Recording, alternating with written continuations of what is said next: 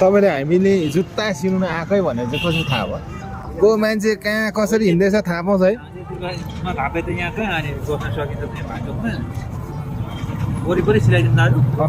दुइटै वरिपरि एउटा भित्रको लाउनु पर्ने चाहिँ यस्तो भए चाहिँ हुन्छ अहिले गरौँला तपाईँले यो धरानमा चाहिँ कति वर्ष भयो यहाँ यस्तो जुत्ता सिउँदै बसेको चाहिँ भयो 18-20 वर्ष भयो। राम्रै कमाइ हुन्छ होला नि त है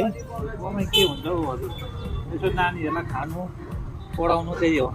कमाउनु चाहिँ कमाइएको छ